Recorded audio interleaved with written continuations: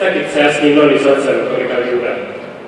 Gauez, kotxean edukinen korrika pasatu behar zen lekura. Aldapatxua gogoratzen dut errepidea. Horixe izan zen, nortxala jantzinuen lehen aldia, korrikaldia beraz. 5 urte nituen orduan eta esplikazioaren bat eman zidatenaren ez nekien korrika zertzen. Ez duen ulertzen. Zer sentinezakeen, hori baino ez daukat gogoan iltzatuta. Gauez, aldapan gora, oiuka behar bada.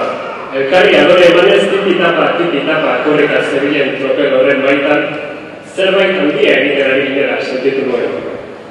Eta horrendik ere sentidezaket, jende kementsu horrek, beraien artean esplikaziorik eskatu gabe horratu ninduen eron padrilla horrek sorrarazi zidan berotasuna. Gainontzeko asko oso gogoratzen dut. Hori zen beraz, korrika hori izan behar zen, zerbait handia.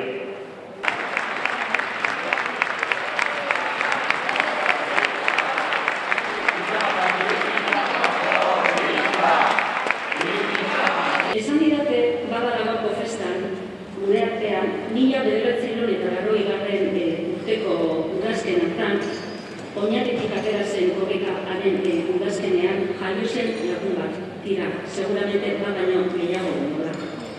Baina aurten 37 urte beteko dituen emakume horrek, gainera, euskara ikasi du heldu orduan. Nun eta AEK-aren euskaltegi batean. Kasualitatea, ez dut uste.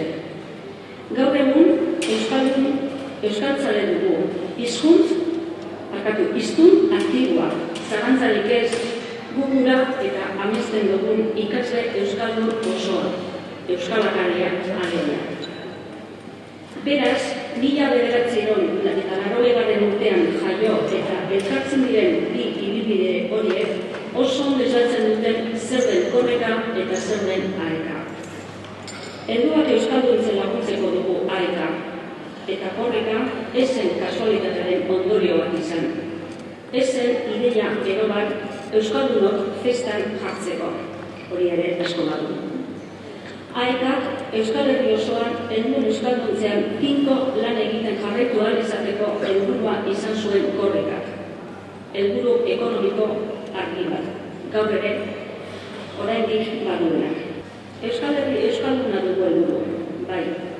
Eta euskaraz bizi nahi badugu, ezinbestekoa da helduen mundua ere euskaraz funtzionatzea. Bidean gara, euskaltegietatik 1.000 hiztun berri baino gehiago atera direlako azken hamarkadetan. Jarraipena izan behar duen lana eta emaitza zinez ederrak.